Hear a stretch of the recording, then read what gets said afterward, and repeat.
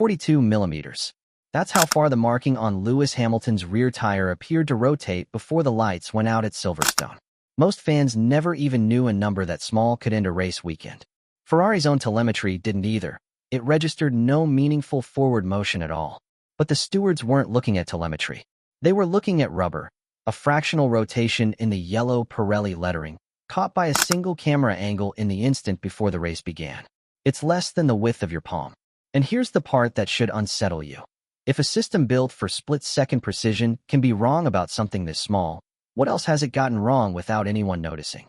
That question became the first domino in a chain of decisions that would follow Hamilton through the most dangerous stretch of his championship. And by the time the pattern became visible, the damage was already showing up on the timing screens. It was the weekend carrying more emotional weight than almost any other. His home crowd, his first Silverstone appearance in Ferrari red, a partnership still under a microscope. As the formation lap ended and the grid settled, cameras caught that almost invisible rotation. Not a lurch, not a launch, just movement so small that Ferrari's own sensors recorded nothing from the car itself. But the rulebook doesn't measure intent, and under Article B 5.11.1, the wording leaves no room to argue. A car must remain stationary from the moment the final light sequence begins until the lights go out. The steward's reasoning, paraphrased from their published verdict, landed like a verdict from a machine, not a person. The fact that the movement was limited does not negate the infringement. Size didn't matter. Only motion did. And by that standard, Hamilton had moved. The penalty cost him real track position, the kind of setback that quietly turns a potential podium into a much harder afternoon, and one most fans watching at home never fully understood the weight of. It landed hard for a second reason too. It proved a governing body was now enforcing rules at a resolution most fans, and even most engineers, didn't know existed. It was Fred Vasseur who gave the moment its edge. He didn't attack the stewards. He didn't cry bias. He did something far more dangerous for the FIA. He questioned the instruments themselves. The idea that a sport obsessed with precision was now deciding outcomes on movements smaller than a mechanic's thumb. This was supposed to be an isolated incident. It wasn't. And what came next would make it far harder to believe it ever was. Before Silverstone was even over, a second decision deepened the controversy. And this one had nothing to do with Ferrari's car and everything to do with information arriving too late to matter. At turn 9, Nico Hülkenberg's car stopped, triggering a yellow flag situation that should have reached every driver on track within seconds. Hamilton's position was that he never ignored the warning. It reached his steering wheel display too late for him to react to it the way any driver normally would. The stewards ultimately issued a reprimand instead of another time penalty, and Hamilton kept his podium. But the damage wasn't really about the outcome. It was about what the investigation revealed. Every marginal decision from this point on was going to be treated as suspicious, whether it deserved to be or not. It was in the aftermath of this second episode that Vasseur reached for the phrase that would come to define Ferrari's entire read on the weekend, being hit by small stones one after another. It sounds like a throwaway line. It isn't, because a single stone doesn't break anything. It's the pattern that does the damage, a slow, invisible accumulation that most people only notice once it's too late to reverse. One-time penalty and a second investigation in a single weekend was enough to spark real frustration. But what came next didn't just add another stone to the pile. It revealed that the ground underneath the entire pile had been unstable from the start. Because the evidence that changed how Silverstone should really be understood had actually surfaced earlier, at Monaco. That weekend, 5 drivers were penalized for pit lane speed violations that barely qualified as violations at all, multiple readings sitting just 0.1 kilometers per hour beyond Monaco's 60 kilometers per hour limit. Margins smaller than most road car speedometers can even display. Not every one of those 5 drivers fought back. Some simply accepted the penalty as issued, a decision that looks very different once you learn what the measuring system was actually doing behind the scenes. Because Formula One management later admitted something that should worry every fan who trusts a stopwatch. The timing loop calculation used to determine those speeds had been flawed all along. Here's the part almost nobody explains properly. Pittsburgh lane speed isn't measured directly. It's calculated by dividing the distance between 2 fixed timing loops by the time it takes a car to cross that distance. Simple math. Except math only works if the number you feed it is correct. In Monaco's case, The system had the distance between those loops recorded as 2,692 centimeters. The real, corrected distance was 2,615 centimeters, a gap of 77 centimeters that had been quietly distorting every single speed calculation running through that stretch of track, no matter how advanced the technology behind it looked on paper. Alpine's Pierre Gasly is where the story takes its sharpest turn. His penalty was formally challenged, and, in a reversal that stunned much of the paddock, overturned after Alpine pursued a forensic right of review, a process that demands significant new evidence the team didn't have at the time of the original decision.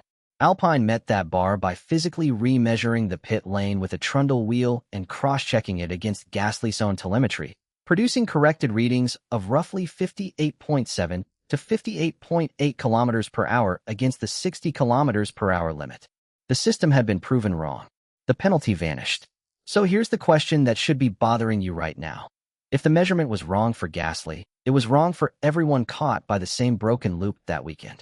So why didn't the same fix apply to Hamilton? The answer is less satisfying than you'd hope, and more revealing than most fans realize. Hamilton's reading came from that exact same Monaco controversy, but his procedural position was never identical to Gasly's. Alpine was able to challenge a post-race time penalty still formally attached to Gasly's classification. Hamilton, by contrast, had already served his penalty live during the race. And once a penalty is served on track rather than added after the fact, Ferrari loses the same straightforward route to recover it. Two drivers, the same broken measurement, two completely different outcomes, not because one case mattered more, but because the rulebook simply wasn't built to treat them the same way. If that unsettles you, it should, because it means being right isn't always enough in this sport. Sometimes it comes down to which penalty format you happen to receive. Then Hungary added one more piece to a pattern that was starting to feel less like coincidence. Hamilton was officially recorded at 80.1 kilometers per hour in an 80 kilometers per hour pit lane, an infringement of exactly 0.1 kilometers per hour, the same razor-thin margin that had already defined the season. This time, there was no confirmed proof that Hungary's timing system was miscalibrated. Nothing was proven wrong. But that's exactly the point. After Monaco, the benefit of the doubt was gone. A penalty that once would have passed without comment was now being read by an entire fan base who no longer trusted the number on the screen. Hold on to that distinction, because it matters. Monaco was a proven, admitted system failure. Hungary was only suspicion. Confusing the two would be dishonest, but ignoring how one has poisoned trust and the other would be naive. There are two honest ways to see all of this. One side says rules are rules. Drivers are expected to know their limits, no matter how narrow those limits get. The other side asks a harder question. How do you enforce a limit measured in fractions of a kilometer per hour, using equipment that's already been caught being wrong? Hamilton seemed to sense this before anyone had the technical explanation to back him up. His post-race comments described penalties being handed out like crazy, words that sounded, at the time, like frustration. In hindsight, they sound like a driver noticing a pattern before the proof caught up to him. And then came the detail that should make you rethink everything you assumed about how confident the FIA actually was in its own ruling. Hamilton later claimed that, in private discussions afterward, FIA officials agreed with his concerns over the Silverstone false start. It's his account, not an independent public admission, but it's still a crack in the surface of a decision the governing body had defended publicly without hesitation. Zoom out, and the real cost comes into focus.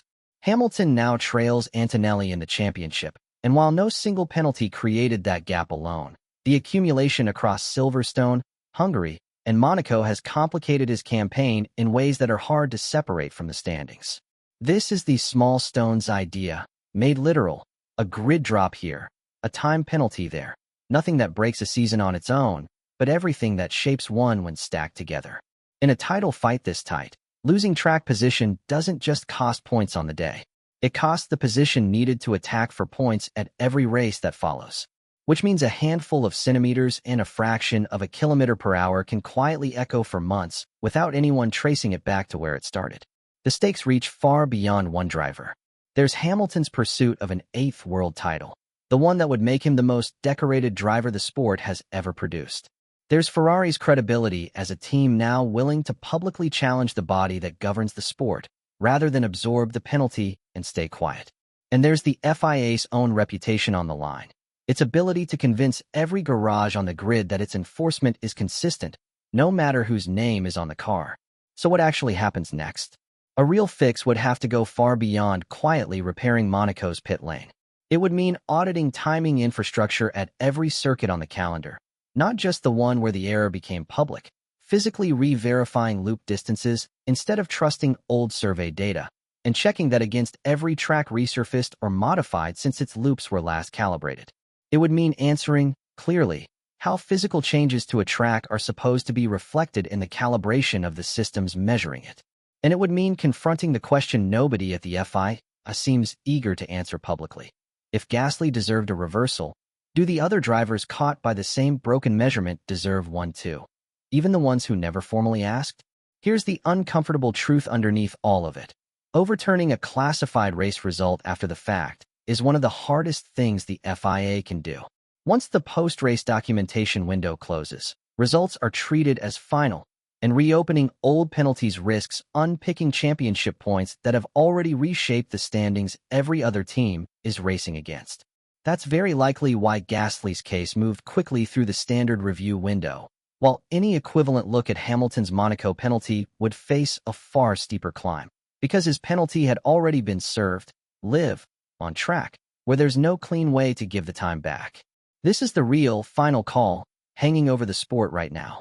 Not one dramatic headline ruling. A quieter, slower institutional decision about whether to open the door to further review or close the book and treat the flaw as a one-off. As of now, there's no confirmed blanket reversal for Hamilton. The tension is still live, which is exactly why it isn't over. That unresolved tension is why Vasseur's decision to keep pushing matters so much. This is a team principal with decades in the paddock, someone who knows precisely when a fight is worth having in public and when it isn't. He didn't choose to argue about driver behavior or stewarding intent. He chose to attack the hardware and the math behind the decisions themselves. That's not an emotional reaction. That's a calculated bet with Ferrari's credibility on the line. Because underneath the technical argument is something bigger, a message aimed not just at the FIA, but at every title fight this sport will ever produce again. If you're going to enforce margins this small, your proof has to be flawless. Right now, it isn't. And until it is, every driver on the grid should be asking the same question Ferrari is asking. None of this changes where Hamilton actually stands. 12 races remain. He's still fast, still fighting, still chasing a title that would make him the most decorated driver this sport has ever seen. What's changed is the shape of the fight itself. No longer just Hamilton against Antonelli on the circuit, but Ferrari against the very systems meant to keep the sport honest, running in parallel with every single lap still to come. Because this was never really a story about millimeters or timing loops. It's about what happens when the smallest details in a sport built on precision stop being trustworthy, and about a champion forced to fight two battles at once. One for the title, and one just to know whether the fight was ever fair to begin with. However this season ends, Formula One has already been forced to look hard at the systems behind its own certainty, and that reckoning isn't finished yet. The FIA still hasn't closed every question this raises. Subscribe now, because the next decision could rewrite everything you just watched.